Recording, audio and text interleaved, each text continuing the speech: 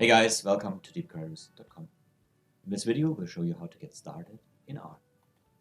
We will install R for deep credit risk, we will get data and code, and we will use R for credit risk analytics. Let's get moving. In order to work with R, you need to install both the R package and an integrated development environment, a so-called IDE.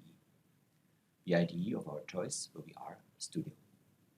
To install R, you open an internet browser and go to www.rproject.org. You then press on the link Download R, select your geography, select the operating system, and press Install R for the first time. You then press on Download R for your operating system and save the exe file. The exe file you execute and follow the installation prompts. Second, we need to install R Studio. Again, we open an internet browser and go to rstudio.com.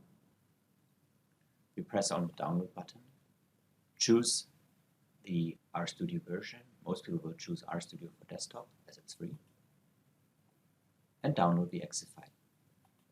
Execute the exe file and follow the installation prompts. Next, we need to download data and code. We go to our website, deepcreditors.com, to data and code, and fill out all your details. You're then taken to a download site where you can download the data on the left as a CSV file and the R code on the right as a zip file. We recommend you save the CSV and zip file in the same location.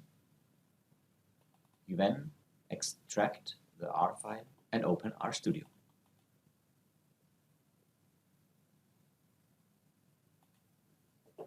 In RStudio, we create a new R script, which we may save in the same location.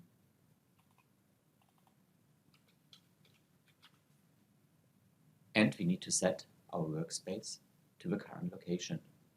We press Session, set working director to source file location. We can then execute our code, and that will import the data into R. We write source in round brackets and quotation marks. Reference the CCAR.R file. Note, no path is needed, so long you have saved all files, that is the CSV file, the R file, and your program file in the same location. We run the code, and then see that in the upper right panel, there is a summary of the DCR file that includes a number of functions, as well as our dataset data. You click on it.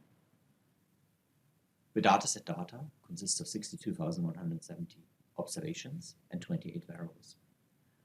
The first two variables include the borrower ID as well as the timestamp.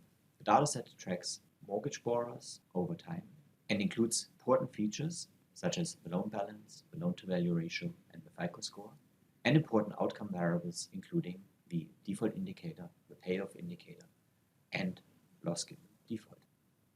As a next step, do not miss on watching my introduction video on R. Thanks for watching, see you guys next time.